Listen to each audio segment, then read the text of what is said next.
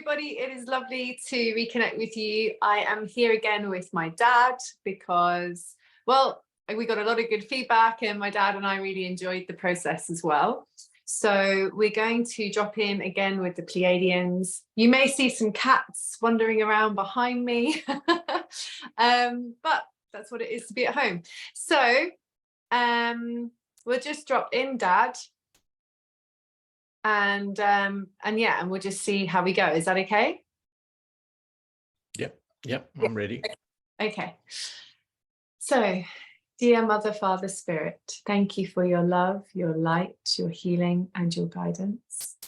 May the light within us guide us forward, and may we receive everything we need on all levels of our being, in all levels of our life. In your name, may this be so. Amen. Amen.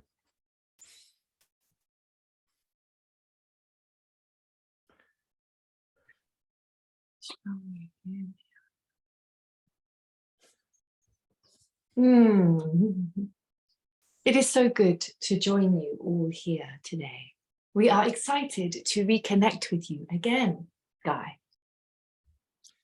Thank you. I'm actually excited to connect with you. It's mutual. And do you have questions for us, Guy? Yes. A couple of days ago, you had a transmission through Kay, and you were talking about this particular period for manifestation, it being a very powerful time. I was wondering, could you give us probably a bit more guidance around how we manifest what we want and how we don't manifest what we don't want, because having control over this is an art form. Indeed, Guy. In fact, the word control is very important in the process of manifestation, because you see, humanity seeks out control most of the time. And it does this in every mechanism that it is aware of. And it is because it is conditioned into you from a systemic level to desire to be in control, because you are brought up under the illusion that to have control keeps you safe. But you see, in order to manifest powerfully or consciously, as we believe your true question is, it is more about being able to completely surrender. This does not mean that you are not part of the process, but it does mean that you are allowing what flows through you to do so with great ease. You see, the conscious aspect of manifestation is about being aware of what you desire, indeed, but consciously allowing it to come into your experience. The period of time that you have referred to, that indeed we referred to recently, was in reference to this very powerful, somewhat cataclysmic event that humanity has been traveling through, which has profoundly provided humanity with a gateway through which they are able to not only manifest powerfully, but for the first time be able to clear their karmic debt, so to speak. We use this word debt very carefully because it can insinuate that something is owed. But we want to express that the only sentiment of owing is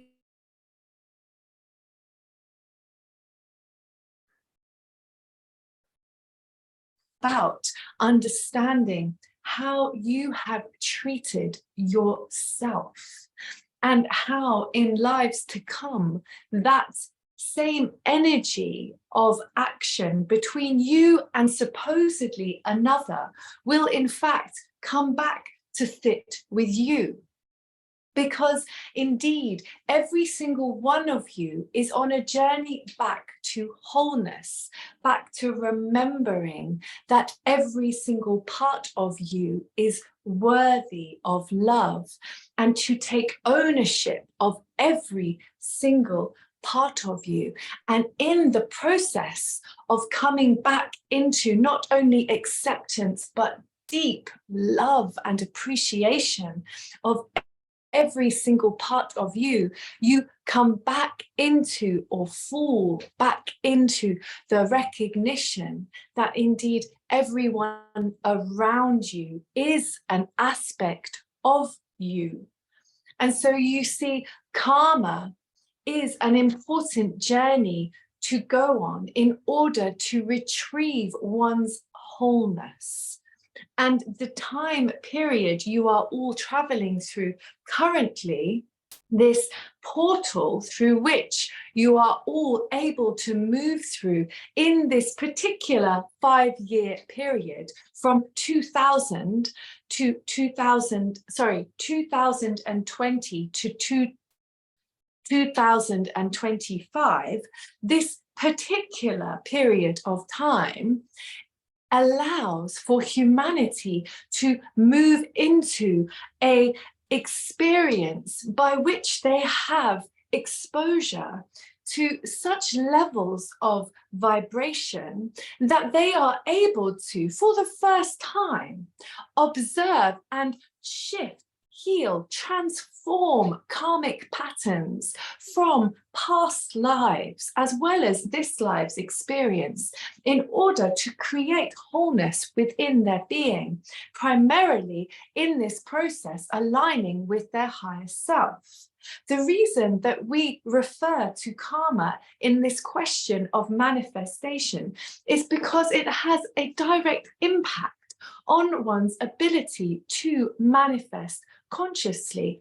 And this is largely misunderstood or overlooked by many, because karma feels like a blind spot to many people, understandably, because it requires a level of deep understanding in how to observe oneself from a different perspective, expand oneself and operate at a certain level, vibration, awareness, to be able to drop into past life experiences and create harmony there.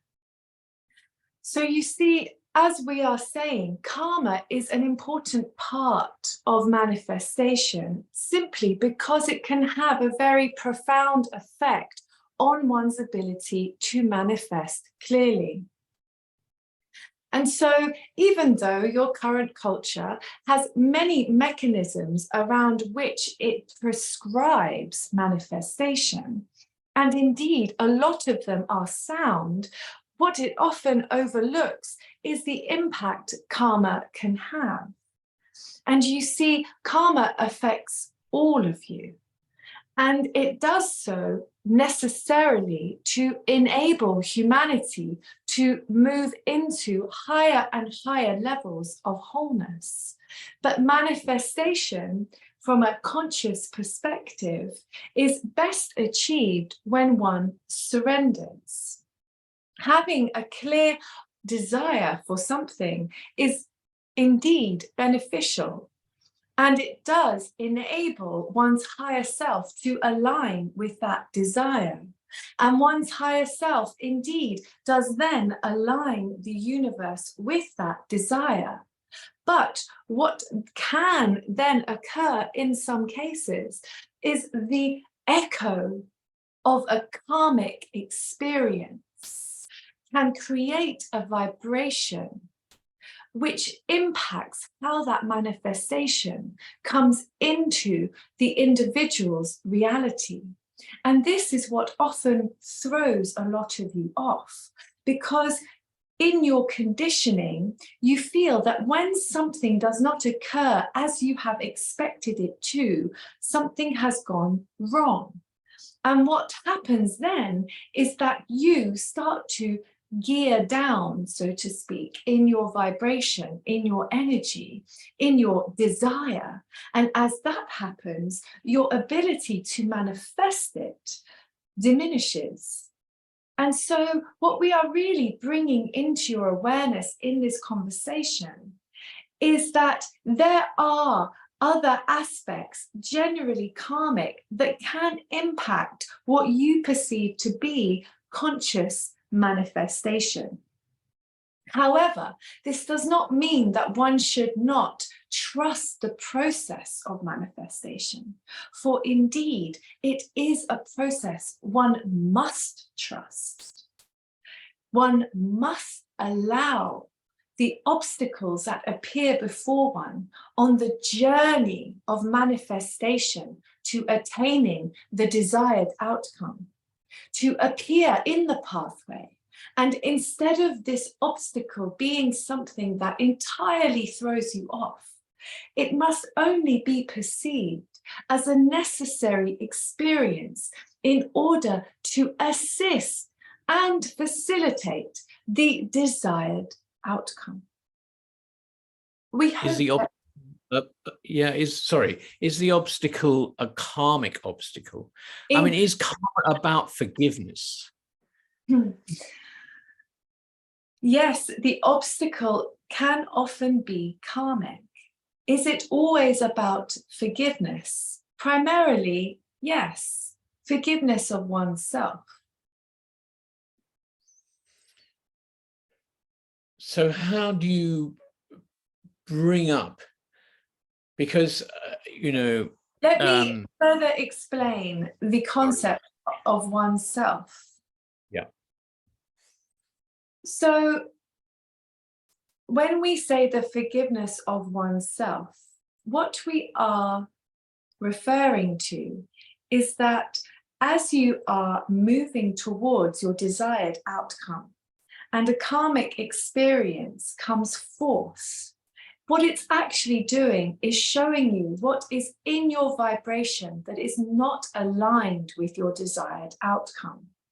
And so it might appear to you as an obstacle, but this is what we are trying to express to you. Do not see that which supposedly gets in the way of your desired outcome as something that is stopping you from receiving it. Rather, begin to observe these obstacles as actually helpful indications of the aspects of you that need to be met in order for you to be able to receive what it is you are calling in. Because the truth is, Guy, that when you are not manifesting effectively that which you are calling in, the only reason that that is happening is because you, on some level, are not yet ready to receive what it is you are asking for.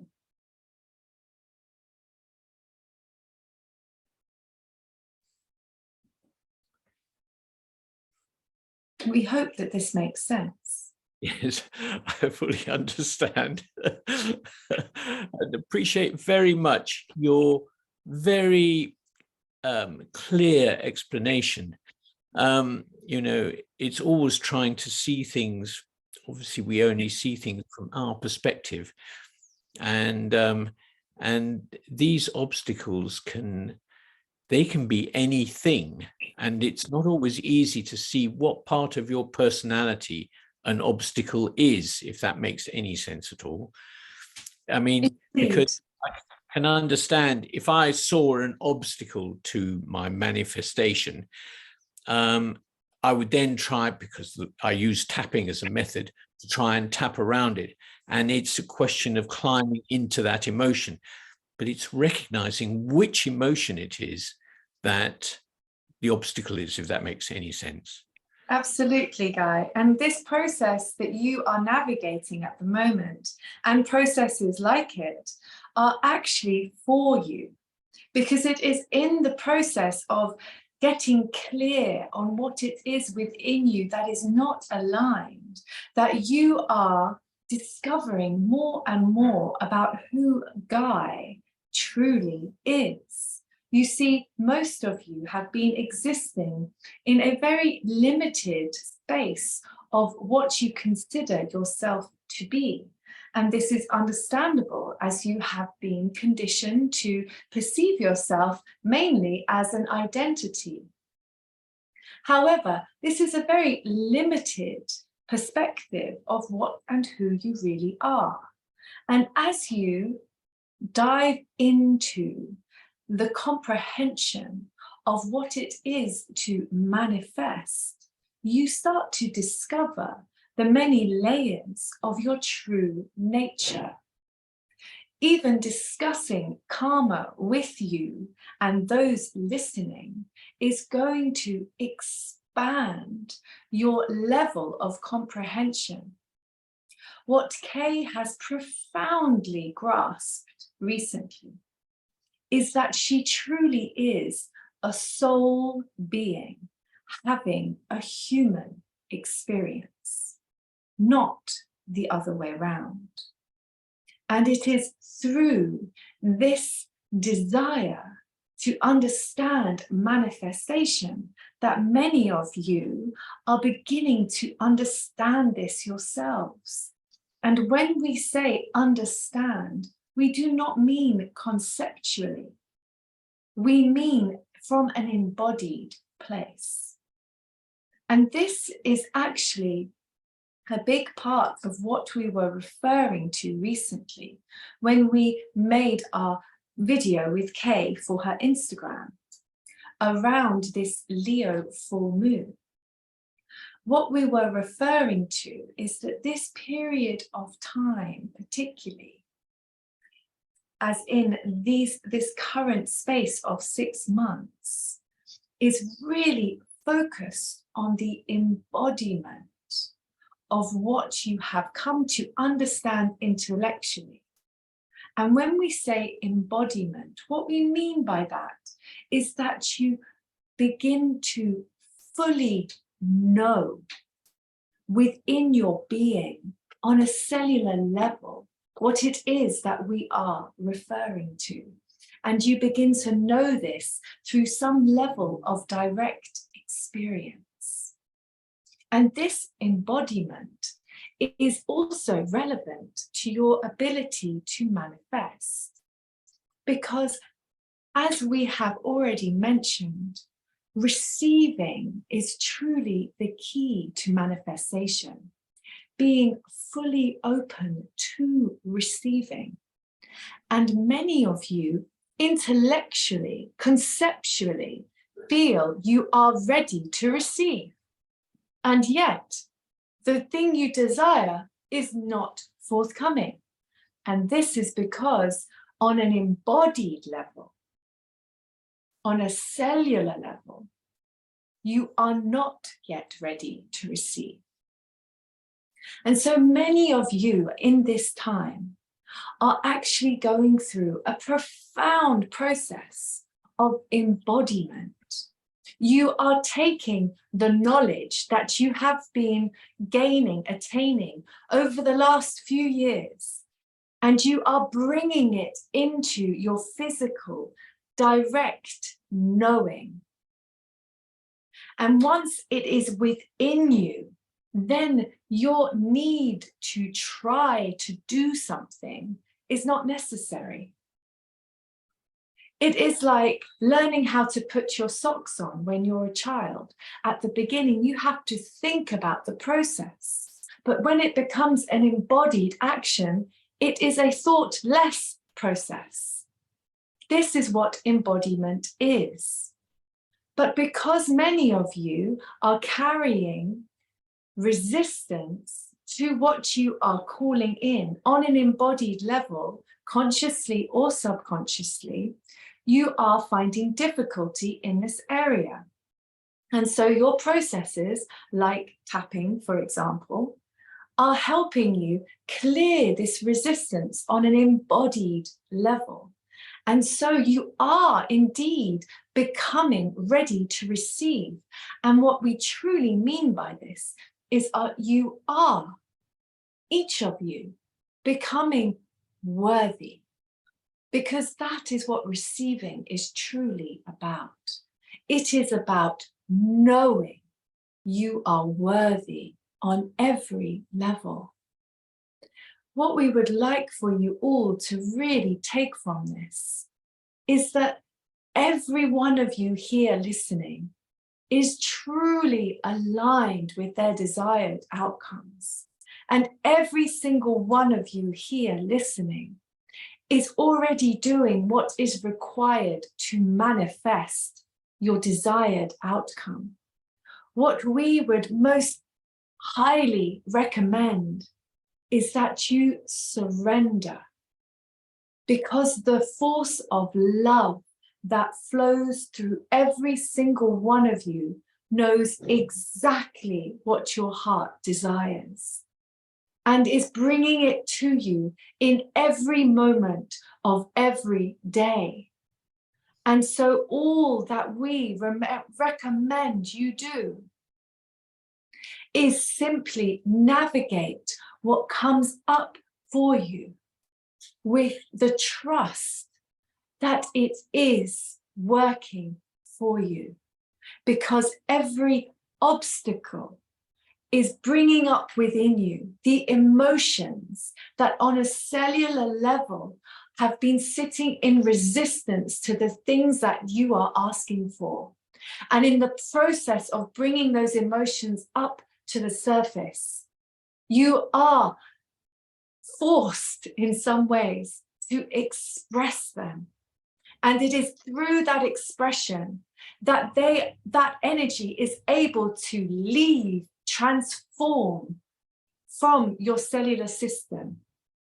And in that process, enable you to step into greater and greater worthiness, and therefore greater and greater readiness, and therefore greater and greater ability to receive that which is being manifested.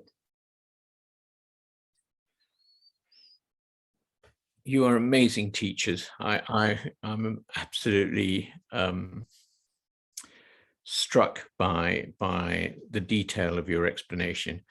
One thing, so when we go through whatever process we're doing and we reach that point where we feel the emotion is has been done. So in other words, I've done, for me, my tapping, and I get to the end and then I blow the last part out.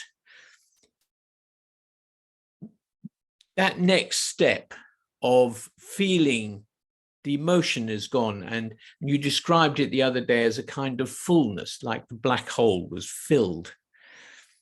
And it's, what is that step? The step of surrendering, which I can say, and it is true. I mean, you're so accurate in what you say. We can get it conceptually, but getting it embodied is a different thing. Getting that going from, it's like we've gone through process A, but B and C are where we need to move on, if you see what I mean. Dear Guy, we understand your desire to put this into a process, so to speak.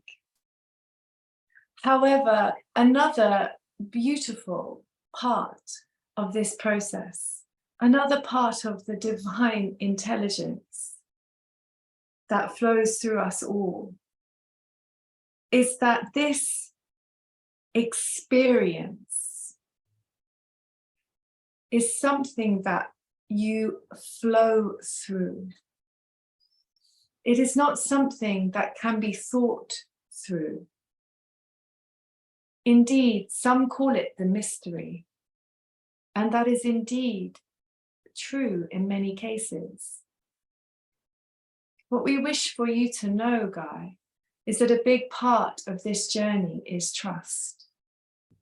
And that we understand your desire to push things forward in a certain way. But it is actually in the pushing of something that you also create the resistance to your desired outcome. If you think about a tube, and that tube is the vessel through which water runs, that is enabled when that tube is open and at ease. When any pressure whatsoever is applied, it immediately cuts off that ease. It immediately cuts off that flow.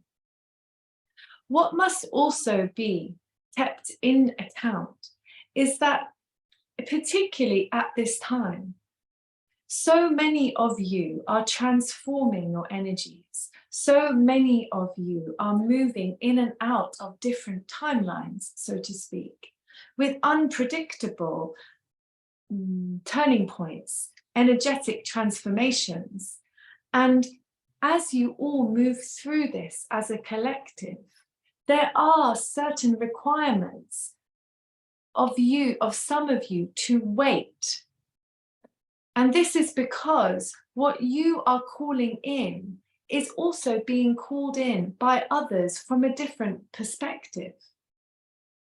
And so it is only at the perfect time that these things will come together in their fullness. And this is not in order to frustrate you.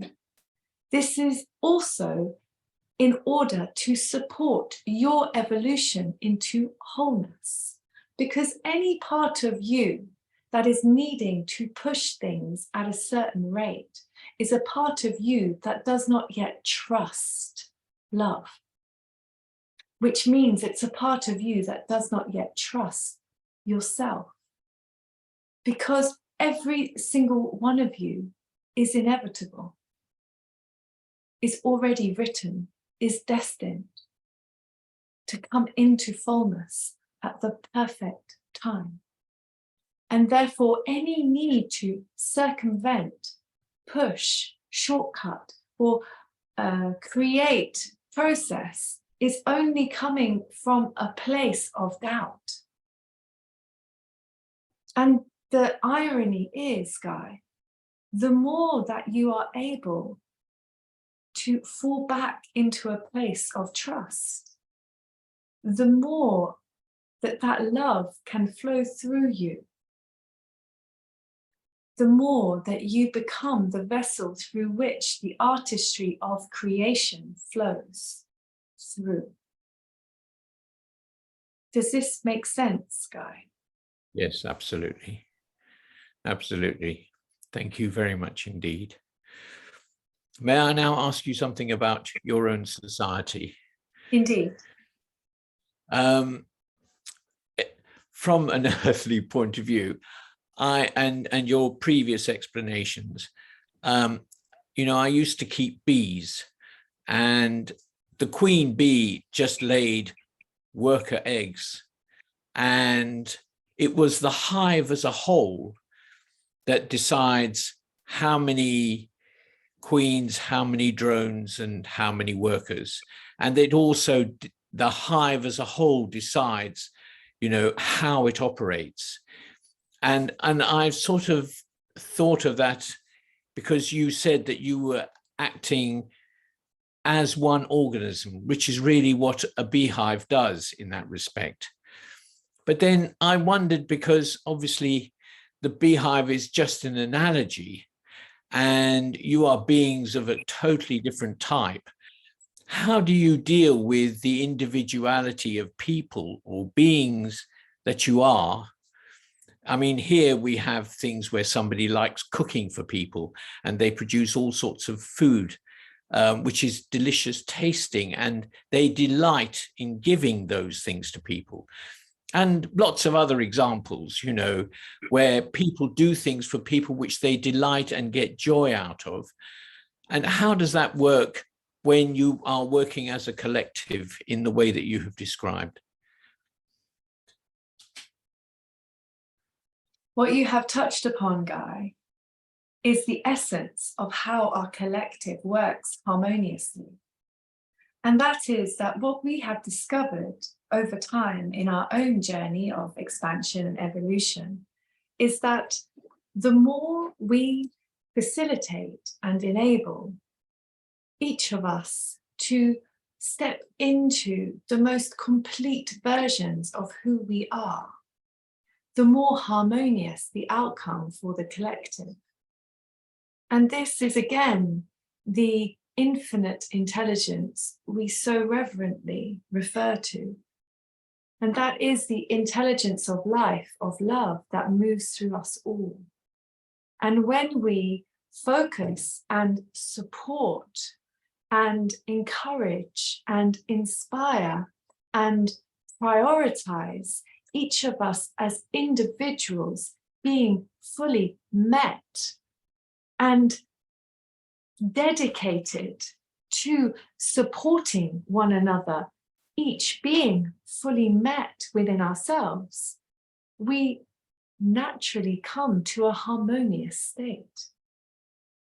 Because where we have arrived is the profound understanding that every single one of us comes from a place of divine creation, and therefore, when allowed to be in full expression of oneself, we naturally align into a divine order.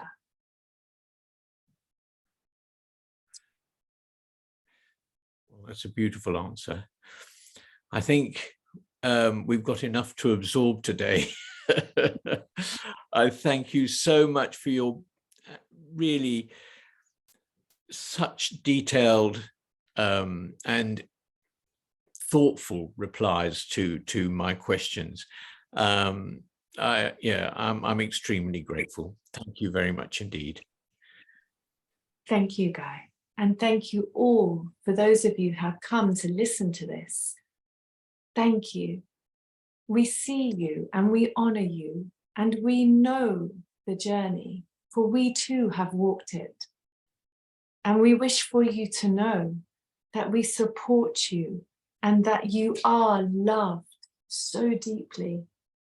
And we wish to acknowledge those of you who are actually moving through to a place of hearing that love in your being.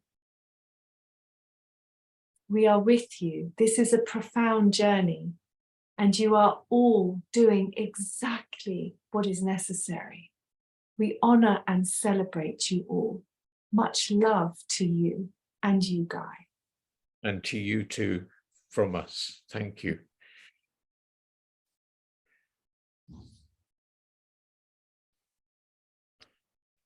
Thank you very much, everybody, for joining us this evening.